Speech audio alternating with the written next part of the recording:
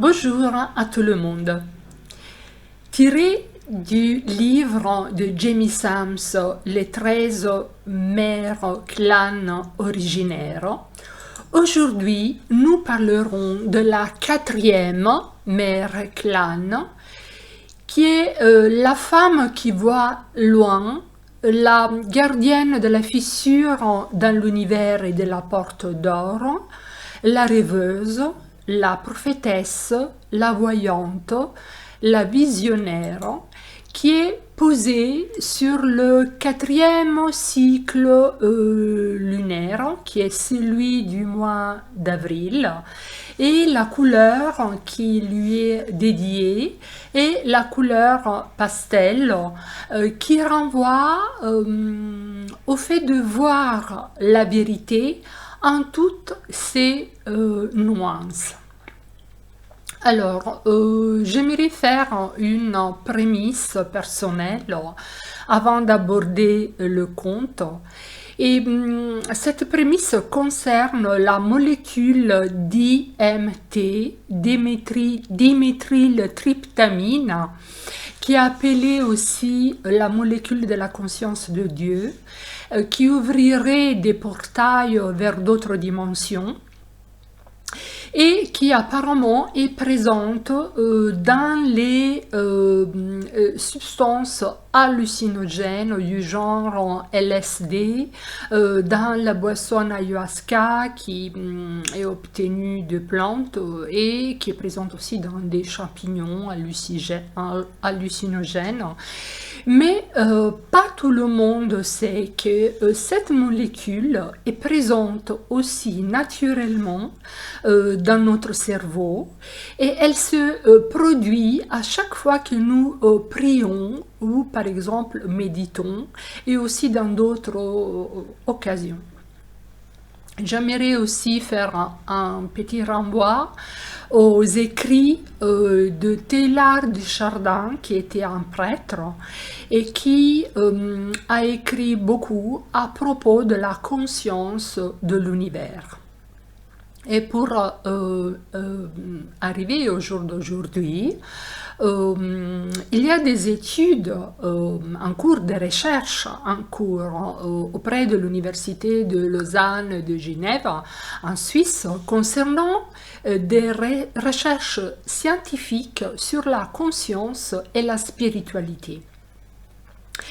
Et on est aussi en phase 1 concernant l'application dans un cadre médical des substances hallucinogènes pour soigner des dépendances résistantes et la dépression résistante. Il y a beaucoup de vidéos ici sur YouTube qui sont très intéressantes et effectué de la part du docteur Jacques Besson, qui fait un compte rendu qui parle de ses recherches sur la conscience et la spiritualité, et il montre aussi son intérêt pour l'invisible et d'autres dimensions qu'il souhaiterait approcher de manière scientifique. Et en cette petite promesse, j'aimerais aussi faire un petit clin d'œil à la physique quantique concernant la notion du temps. Eh bien, maintenant, on commence le résumé de ce conte. La femme qui voit loin enseigne à reconnaître la validité des rêves, des visions, des sentiments, des impressions conçues dans notre potentiel intérieur. Elle guide les êtres humains qui entreprennent un voyage dans le temps du rêve, à la fois aux yeux ouverts et aux yeux fermés, à la découverte d'autres royaumes tangibles et intangibles et d'autres dimensions de la conscience. Et puis, elle les ramène conscients et présents dans l'ici et maintenant et dans leur corps. Elle donne aussi des instructions sur comment comprendre les symboles qui portent des impressions psychique. Elle ne donne pas des réponses préconfectionnées, préconçues, mais elle enseigne comment observer les signes, les présages, pour les comprendre et aussi pour en tirer des informations utiles. Elle aide tous ceux qui cherchent à comprendre, puisque le grand mystère a sémé dans chaque être humain la graine de la prophétie à la fois personnelle et planétaire. Toutefois, le rôle de cette mère clan ne trace pas une destinée. Toutes les possibilités existent dans le futur. Les événements se manifestent de manière tangible seulement à la suite de décisions prises librement, c'est-à-dire des choix personnels qui peuvent modifier le cours de ces expériences personnelles qui sont d'ailleurs en interaction collective. Lorsque nous développons la deuxième vue, c'est-à-dire voir l'invisible, nous sommes en condition d'apporter un autre type d'attention et voir la vérité en toutes ses formes, chose qui est d'ailleurs liée aussi à ce dont nous avons parlé dans les vidéos précédentes, c'est-à-dire la vérité de chacun. Alors, quels sont les prérequis pour que les êtres humains puissent avoir accès à cette deuxième vue?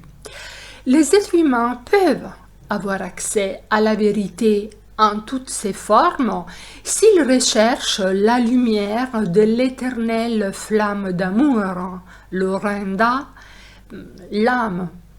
Et s'ils accueillent les visions qui arrivent, plus avec un cœur ouvert qu'avec un esprit ouvert.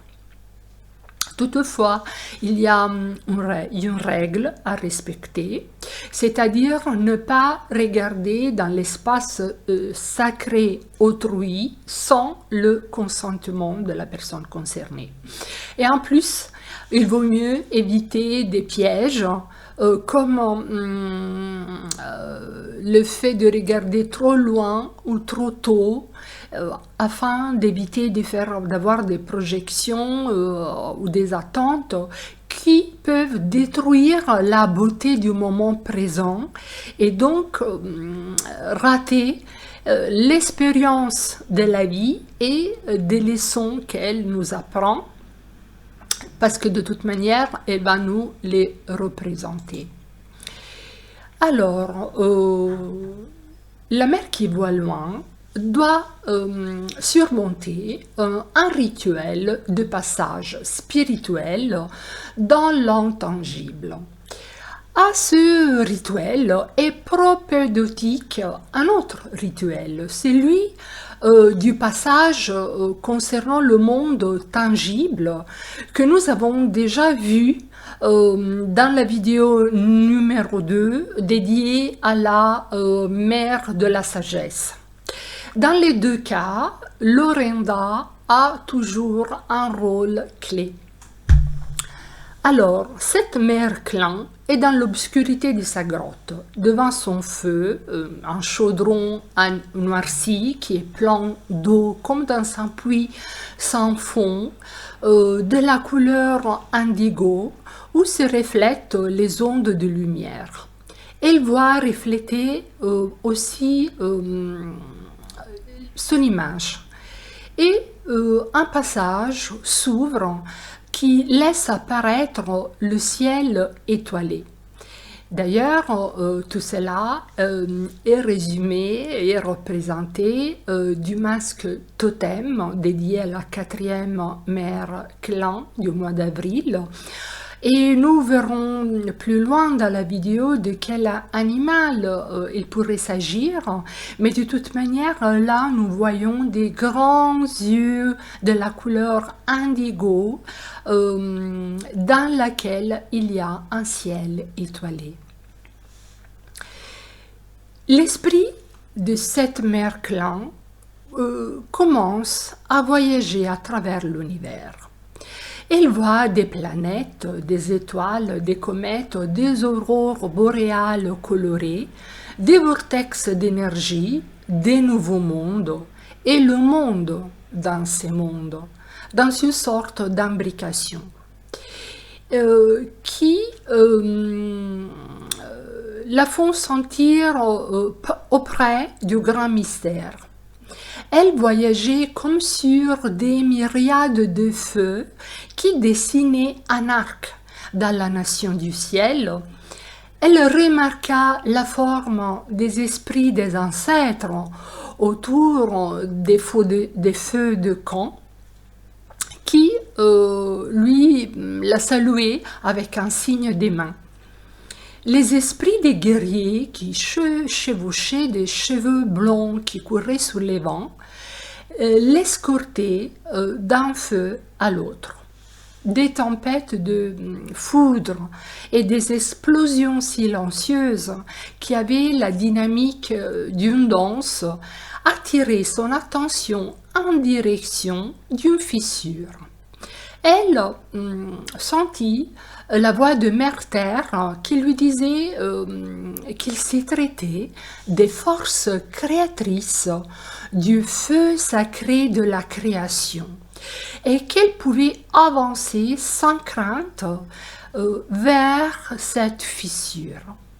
La fissure dans l'univers était un abîme au dehors du temps qui cachait la porte d'or de l'illumination qui conduisait à tous les autres plans de conscience, des univers opposés.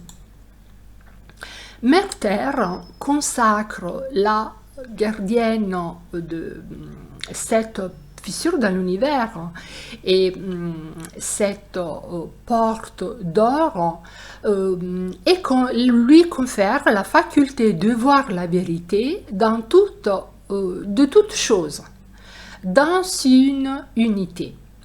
La porte d'or est aveuglante de lumière, elle se pose devant elle. Elle donne la possibilité de passer à des niveaux de compréhension supérieurs. Pour la franchir, était nécessaire de se libérer des illusions, des préconçus et de la peur de ce qui est inconnu. Et il fallait aussi avoir courage, puisque voir la vérité immense de sa propre Oranda et de celle de tous les mondes est un art qui peut submerger. Si on a peur de son propre potentiel, il ne faut pas s'efforcer comme il ne faut pas être pressé. La femme qui voit loin comprit complètement son rôle et l'accepta. Quand elle franchit la porte d'or de la lumière de la vérité totale illumina toute son existence et son essence spirituelle. Elle vit le potentiel existant dans la création. Toutefois, ce n'était pas nécessaire de résoudre le grand mystère, puisque c'est cela qui fait la beauté de chaque forme de vie. Elle laissa imprimer tout son cœur de manière indélébile et son voyage termina. Quand la femme qui voit loin revint en conscience dans son corps, dans l'ici et maintenant, elle s'aperçut dans l'environnement et ses changements que s'étaient écoulés plusieurs cycles lunaires, c'est-à-dire plusieurs dizaines d'années.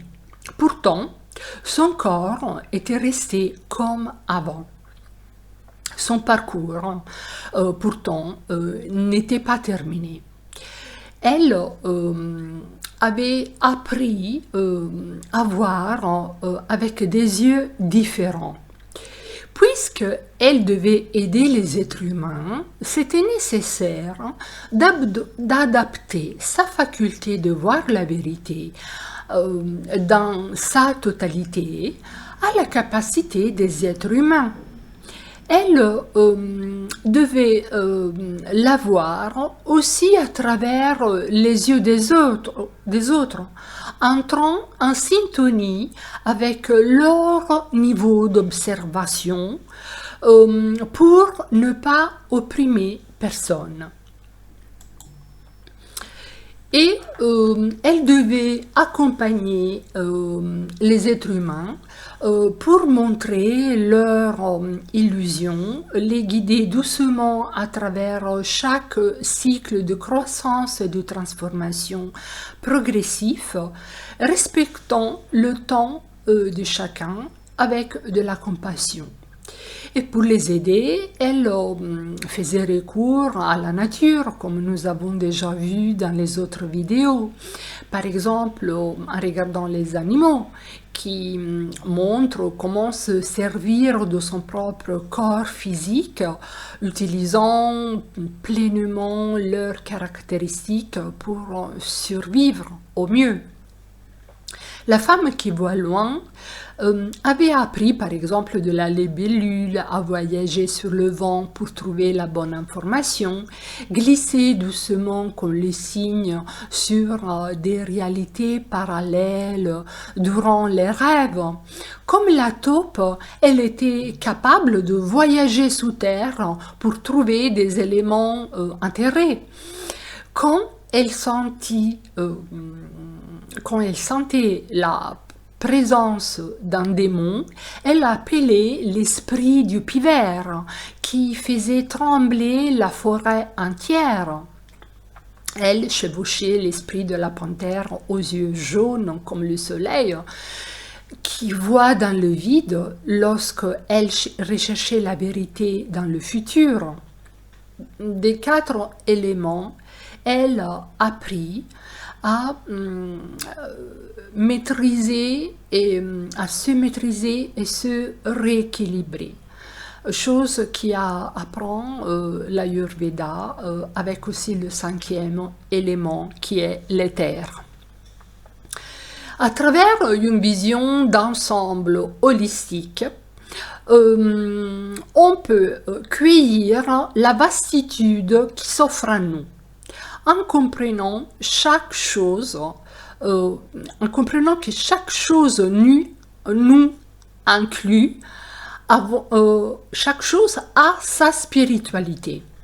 La tribu humaine attendra la tranquillité lorsque elle aura compris en quoi consiste la force vitale, découvrant les secrets de l'esprit et le potentiel de l'intangible.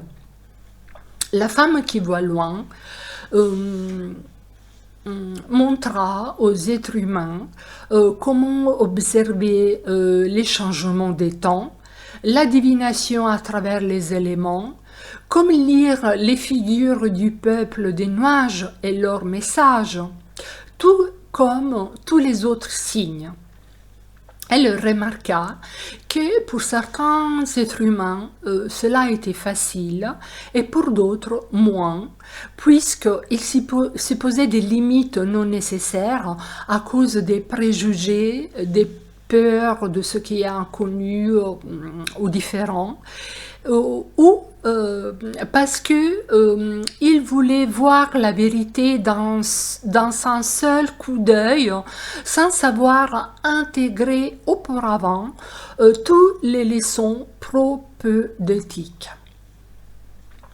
Maintenant, on arrive dans le conte à la présentation d'un cas de vie pratique.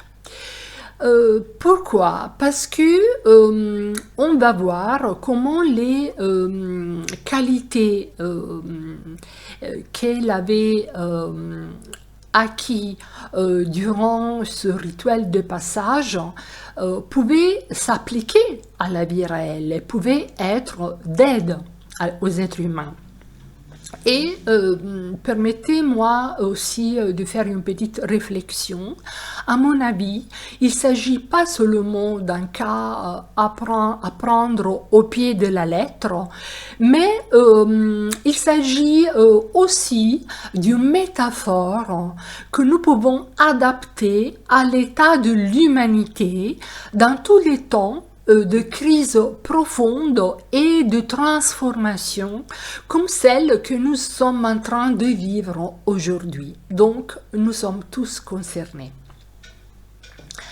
Alors, la femme qui voit loin, elle menait son temps, la plupart de son temps, en solitude, dans sa grotte qui était pas loin des sources d'eau chaude, donc un lieu thermal. Et de temps en temps, elle recevait la visite de personnes qui avaient besoin d'une consultation et de l'aide. Un jour, un garçon, un jeune homme, petit aigle, lui mena sa sœur, plus jeune, elle avait 14 ans, lumière d'étoile, qui était mourante entre ses bras fatigués après un voyage de 3 jours. Et sa sœur avait été violée, battue et laissée pour morte par des chasseurs nomades. Les yeux de cette jeune femme étaient fixes dans le vide, tout comme son âme, et une grimace de terreur verrouillait ses mâchoires. Depuis que son frère l'avait retrouvée, elle n'avait plus ni parlé, ni mangé et ni bu. La femme qui voit loin fit un effort pour ne pas céder à la colère et aux sentiments qui lui brisaient son cœur. Elle examina la jeune femme pour voir si son esprit avait été détruit à toujours. Elle vit que la flamme éternelle de cette jeune femme était faible et fragmentée. Elle remarqua, en tout cas, que lorsque son frère lui parlait, son oranda se mettait à crépiter. La femme qui voit loin était consciente de l'importance d'avoir appris à voir simultanément sur différents plans de conscience, du monde tangible et de celui intangible. C'est la femme qui voit loin, du fait qu'elle était la gardienne de la fissure dans l'univers, elle était intentionnée à empêcher à ces fragments d'âme de traverser ce seuil, puisqu'ils se seraient perdus, errants dans le vide. Elle donna instruction à son frère de remplir des coupelles de pierres volcaniques d'herbes séchées spéciales et de les imbiber d'une lampe fondue, la lampe du pain, les allumer comme des lanternes et les placer auprès des sources d'eau chaude. Ils portèrent lumière d'étoile dans l'eau en la soutenant entre leurs bras.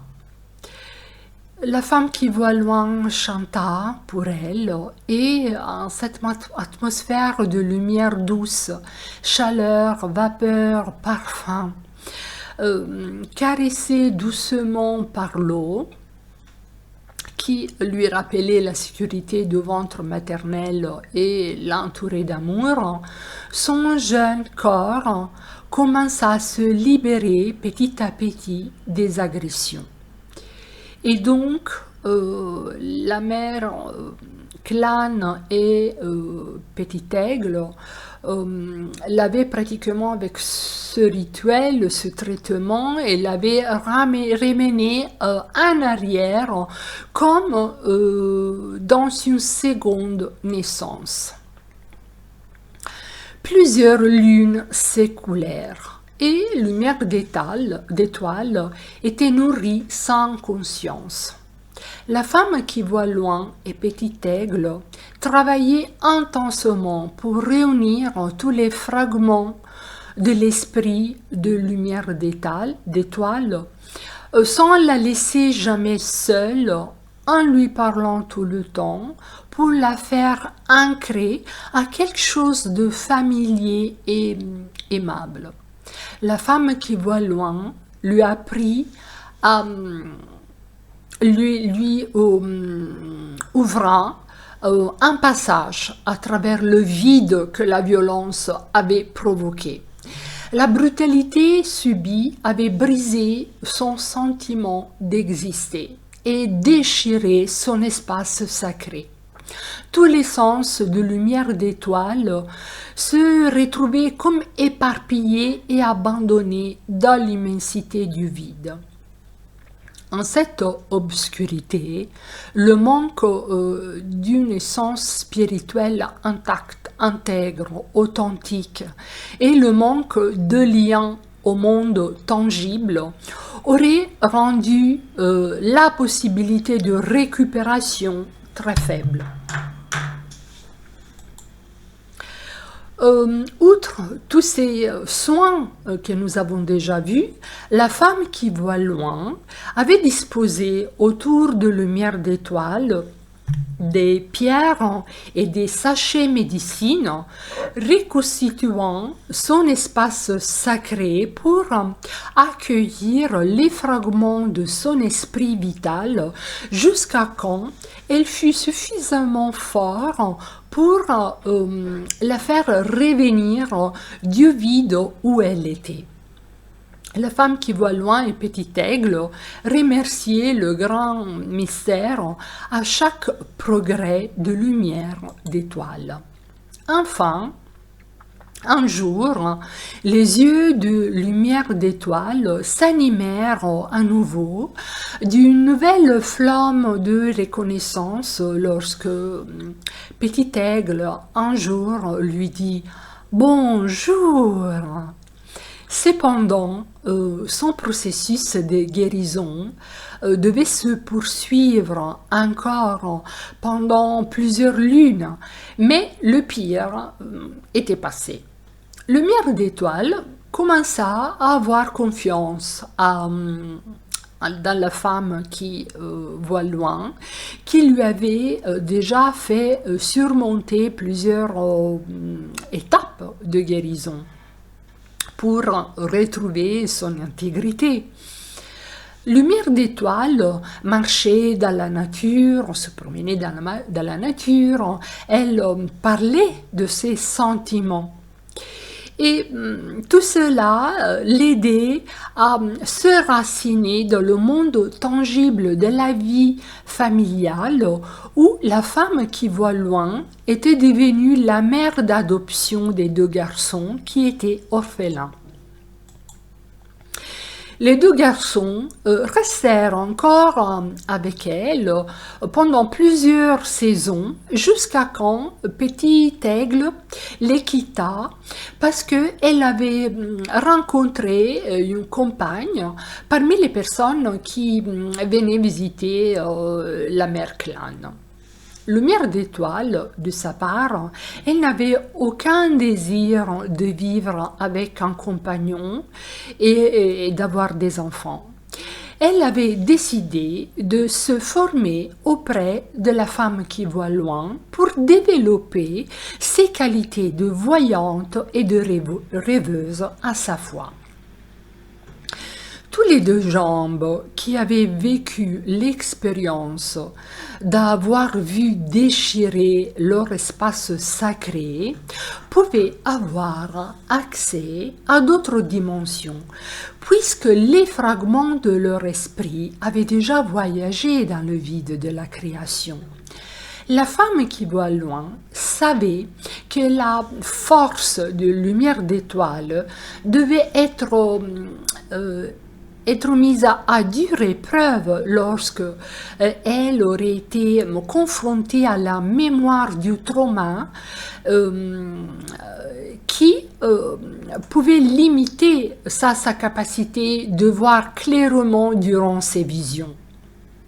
Et cela fut une épreuve que Lumière d'étoile, en se confrontant à ses cauchemars, réussit à surmonter avec succès. Revoir le passé pour le libérer permet d'être dans le présent et prêt à faire face au futur. Les années s'écoulèrent et Lumière d'étoile maintenant avait plus de 20 ans. Elle était une voyante de talent et quand les personnes venaient les visiter, Lumière d'étoile était particulièrement habile pour retrouver des enfants qui s'étaient perdus. L'esprit de l'aigle, et voilà de quel animal il pourrait s'agir dans le masque totem que nous avons vu aux yeux indigo du ciel étoilé. L'esprit de l'aigle, avec ses idéaux élevés et sa capacité de voir de loin avec clarté, aida Lumière d'étoile à retrouver sa passion pour la vie qui illuminait sa faculté de voir. Le temps vint pour que Lumière d'étoile aussi fut confrontée au rituel de passage dans l'intangible comme la femme qui voit loin l'avait déjà fait à son temps. Lumière d'étoile avait appris du dauphin à maîtriser la respiration pour pouvoir revenir dans son corps. Et si Lumière d'étoile réussissait cette épreuve, même la femme qui voit loin aurait surmonté sa dernière mission de vie qui était celle de la transmission des compétences qui donnait de la valeur à la tribu humaine. Et ainsi, le cercle d'expérience pour la femme qui voit loin se serait clos. Pour établir, voilà, nous sommes arrivés au rituel de passage de Lumière d'étoile. Pour établir la connexion, elle fit appel aux 4 éléments. L'eau dans le chaudron pour nettoyer le besoin de contrôle du voyage, le feu pour brûler ses idées vagabondes. Elle fit monter en elle le magnétisme de Mère-Terre jusqu'à son ventre. Elle stabilisa sa respiration grâce à l'élément air. Elle s'abandonna à l'amour du grand mystère. Lumière d'étoile commencera son voyage dans l'espace sans temps de son rêve. Elle vit l'arc de beauté pailleté d'étoiles où étaient incrustés les rubis et les perles de sagesse. Comme une perle est le résultat d'un grain de sable dans l'huître, ainsi la vie humaine est comme un petit grain dans l'immensité et pourtant elle possède l'opportunité de transformation. Lumière d'étoile vit elle aussi la tempête silencieuse des forces créatrices dans la danse de lampes de lumière et arriva à la fissure dans l'univers où il y avait la forme spirituelle de la femme qui voit loin, qui l'accueillit à bras ouverts. Lumière d'étoile ressentit circuler à travers son être tout l'amour de l'univers. La femme qui voit loin vit lumière d'étoile entourée d'une lumière aveuglante qui provenait de son cœur. Son éternelle flamme d'amour, son Oranda, vivait maintenant avec passion dans la jeune rêveuse.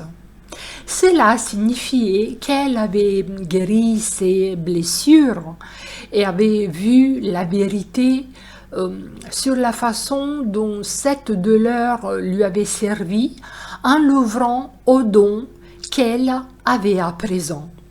À travers la nuit noire de l'âme, elle avait pu guérir, restaurant l'amour et devenant à sa fois une guérisseuse.